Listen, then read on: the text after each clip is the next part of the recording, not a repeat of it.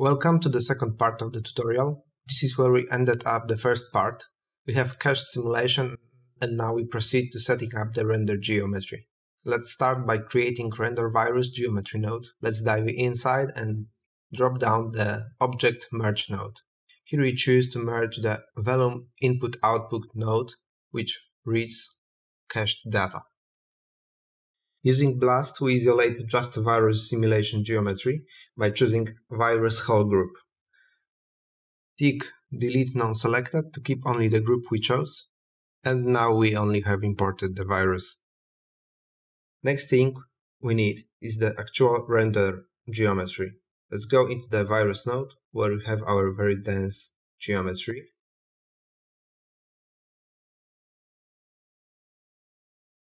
This geometry required remeshing for the simulation purposes, and now it needs remeshing once more for rendering purposes. Create yet another remesh node and pipe it in, and change the target size to 0.01. This gives us very regular triangulated mesh, perfect for rendering. Create new null output node and name it out render geo. And go back to render virus. Alright, I have to stop here for a second.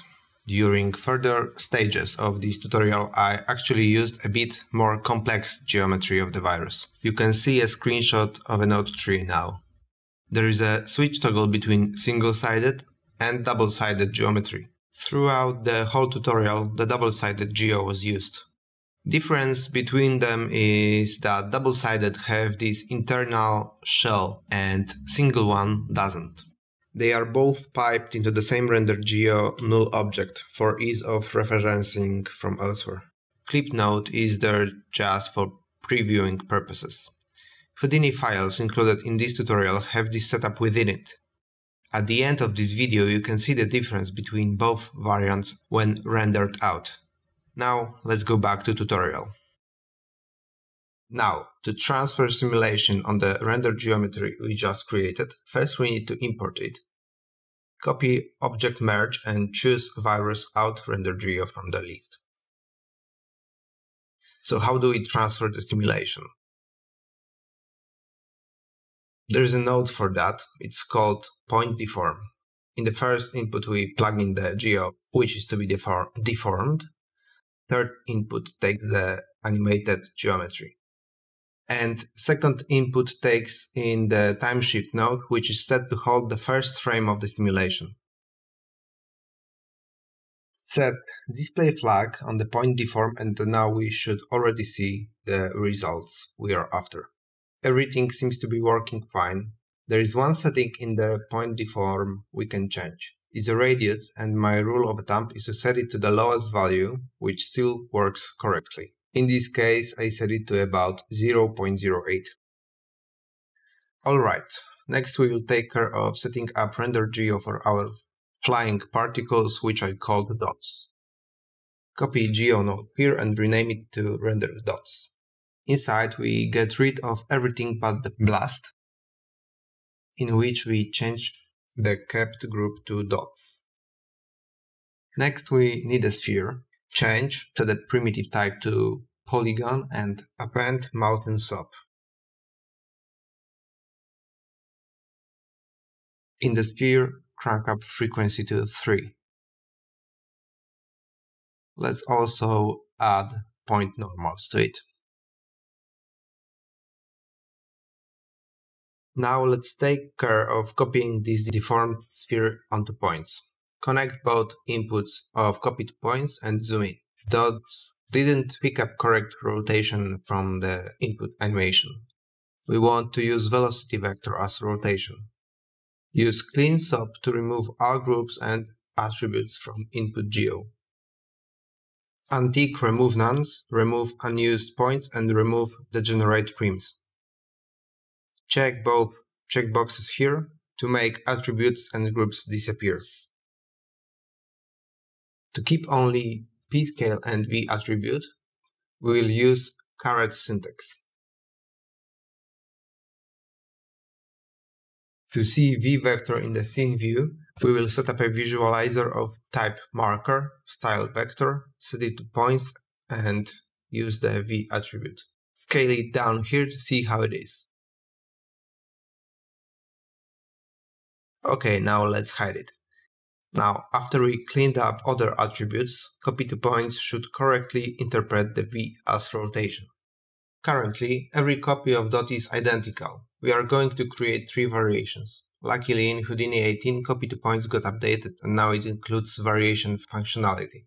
Enable piece attribute and keep it default. Copy to point expects to find a variant attribute on template points. So let's create one using this one-liner. Type in I add variant equals to add btnum modulo operator and 3 at the end. This will cycle 0, 1, 2 on all of the points, as we can see in the geometry spreadsheet. Let's call it variant. Now proceed to creating 3 variants of different sphere. Copy mount and sub and make some changes.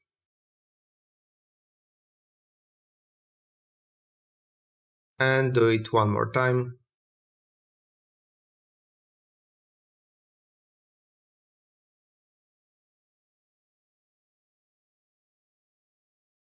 We need corresponding variant integer attribute on our copies.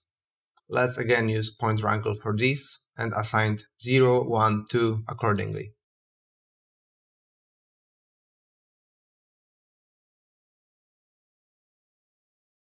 As a final step, merge them all together before normal sub. Now they are all in one geostream, and due to the piece attribute they are copied correctly. It's a bit hard to see. To see it more clearly, assign some colors temporarily before the merge node. Maybe some pink and violet here. Alright, we are done here. Next we will take care of blobs. Steps are similar here. Copy the render virus node and rename it to render blobs. Go into blobs object and scatter some points out of the out blob geo node.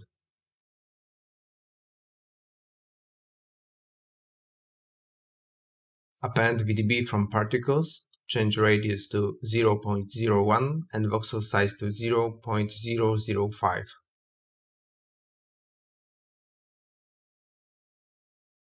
Disable relaxing scatter for more organic look.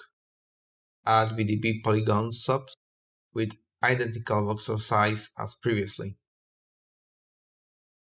Now combine both streams with VDB combine set to SDF union. Scatter 4000 points and make them bigger. Convert to polygons and add point normals.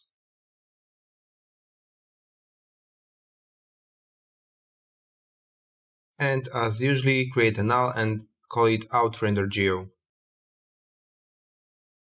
Come back to render blobs and isolate them using blast.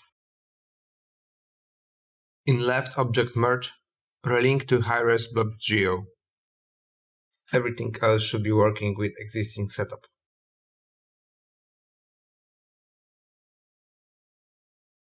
Last object to address is render hairs. You already know what to do here.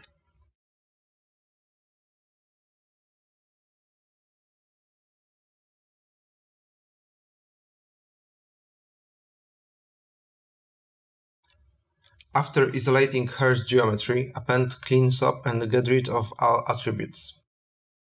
Next, in resample, uncheck maximum segment length because all we want it to do is to output curvy attribute. Enable it.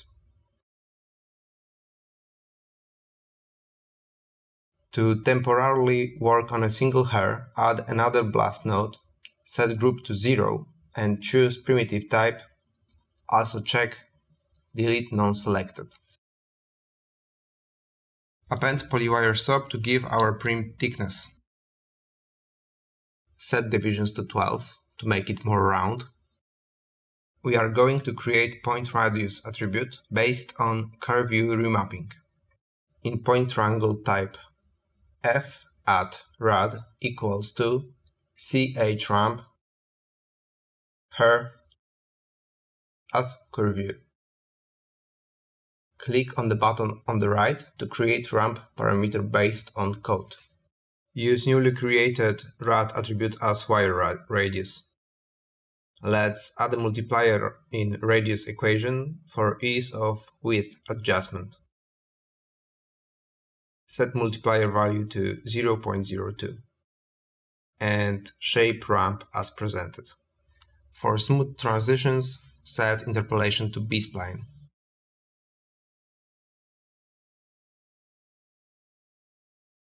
Disable temp blast, and I think that's too thick, so change multiplier to 0.01.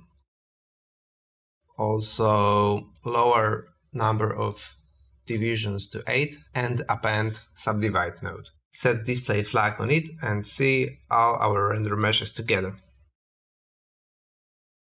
That concludes model preparation part of this tutorial.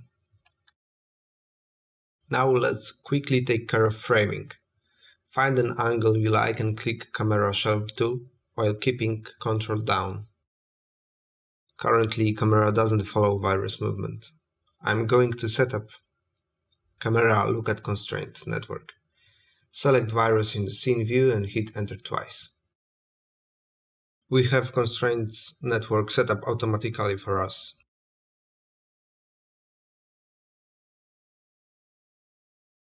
Sadly, it doesn't work straight away. The easiest way I have found it is to go back to render virus and extract point here by using extract centroid node. Call it cam look point and set the display flag back where it was. Now, back in constraints network, get rid of this node and drop down constraints point node. In subpath, choose extracted point. Connect it to the second input here. And now our camera is always targeting the center of the virus. Now we are finally ready to shade and render. Enable renderment shelf here and start IPR render. This is what default rendering look like. Let's split our UI in half here and align things a bit. First thing we are gonna do now is to create two lights. Drop down PXR rect light. Go to the top view, move it somewhere about here and also rotate it so it faces camera. Align it like this. Change its size to 20 and call it rim light, since it will mostly serve as edge reflection light. Copy it, rename it to front, and transform it to the exact opposite in relation to our virus.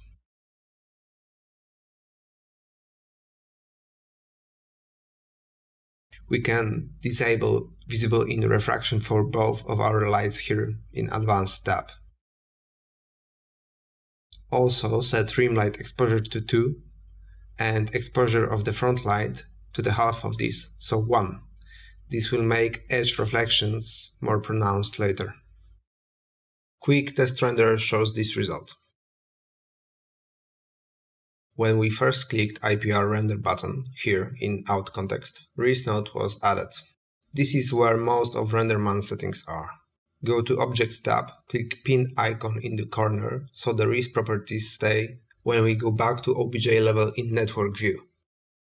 Thanks to the fact we used render prefix on all our objects here, we can now use asterisk notation to include only those in candidate object list.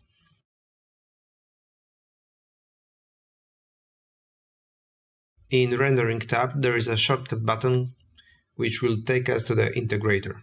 Click it. Setting max indirect bounces to 0 effectively disables global illumination calculations. We don't need this in this particular case, and without it render will converge faster. By default, RenderMan has render buckets visible. I find that distracting. You can disable it here and the shortcut is B. While we are here in Shop ResNet context, let's set up background color. Drop down PXR background sample filter and use color picker to change color. Here are the values are used in the original animation: 0.5, 0.44 and 0.31. Back in RenderMan settings, in Advanced tab, select Sample Filter and we get background color rendered immediately. Set a bookmark by hitting Ctrl and 4 here and Ctrl 1 in the object context. Now we can easily switch between places in network view by hitting 1 and 4 key. Let's create our first material. In Matte context, drop down PXR Material Builder and name it Virus. Inside, attach PXR Layer Surface.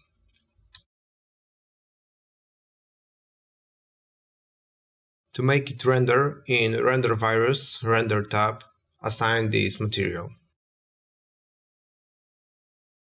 Back in Matte context, I set up next bookmark as previously. Virus shader will be made of two base layers. To mix those, we need PXR Layer Mixer. Connect it to Input Material slot. Let's add base PXR Layer node, plug it in, copy it and plug it into Layer 1 slot in Layer Mixer. Let's quickly check if it's working fine. Set some random diffuse color in PXR Layer 1 and change mask value in Layer Mixer. Okay, this setup works. Disable Layer 1 mixing for now. Drop down PXR Facing Ratio.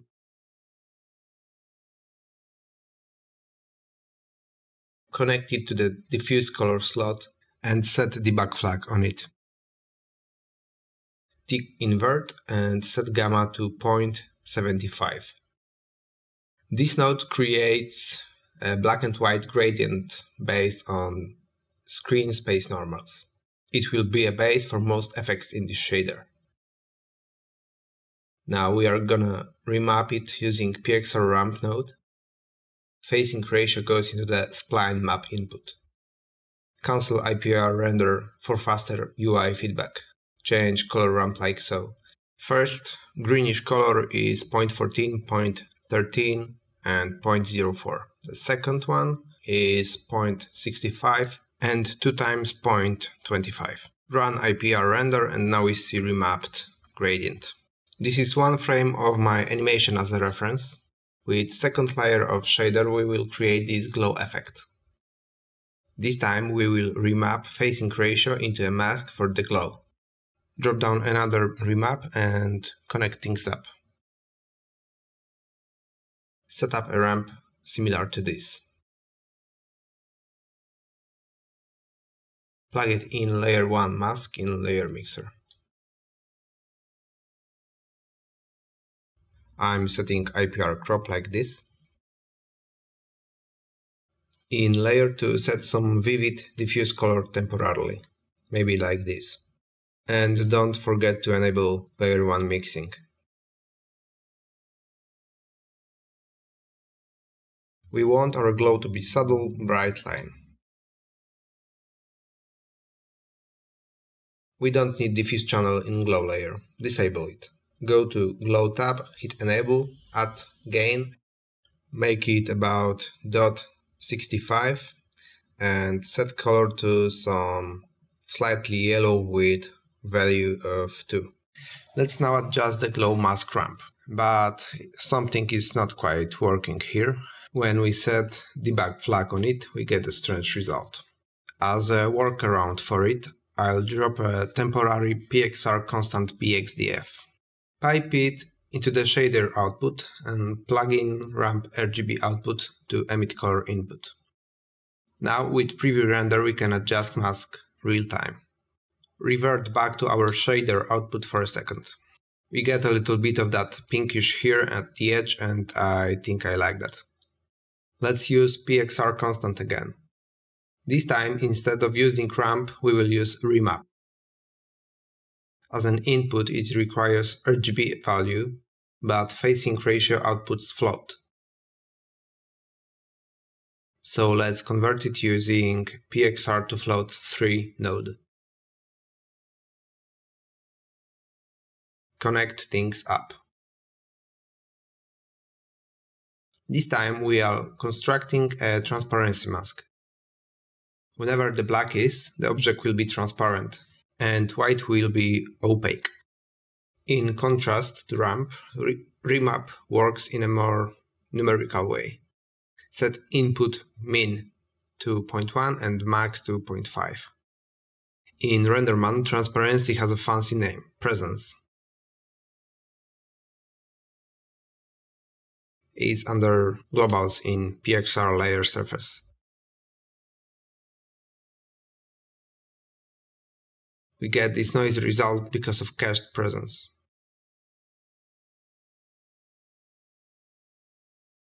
Change it to non-cached in globals parameters. Let's try rendering some further frame.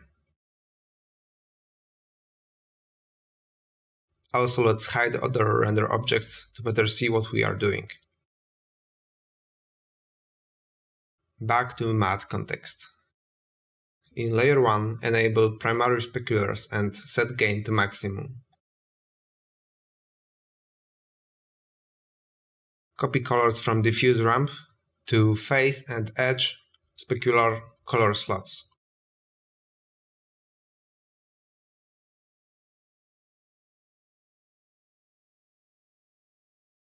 Our virus is already starting to look nice.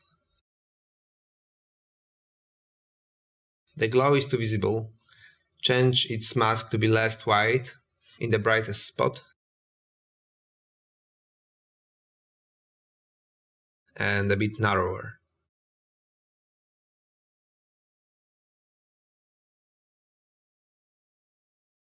Also a tiny fix in transparency remapping. Set input min to 0.15. To get rid of these dark spots, enable double-sided in diffuse.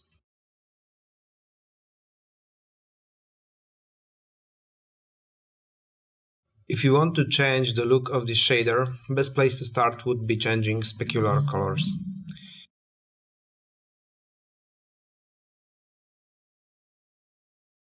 You can also change the lights. Try disabling them and see what is their influence. Also fiddle with exposure levels.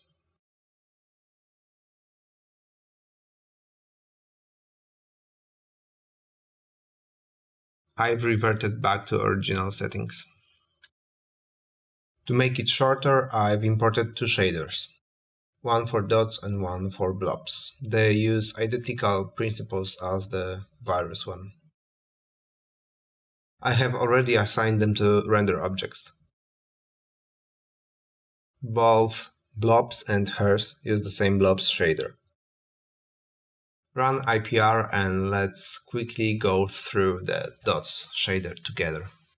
As you can see, it's also based on facing ratio with identical values as before. There are different values used in transparency remap though. In layer 1 we don't use any input nodes at all, and we have diffuse disabled completely in fact. We just use primary specular with two greenish colors. In layer 2 we use bright green glow with value of 3.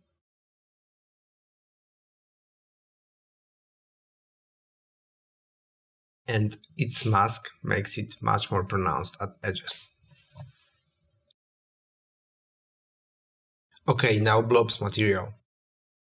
It's again very similar to the virus material. These are the values for presence remapping. And without transparency it looks like this.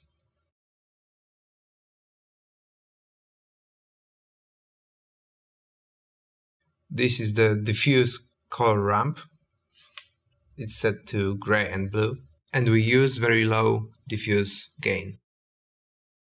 We are done with shaders.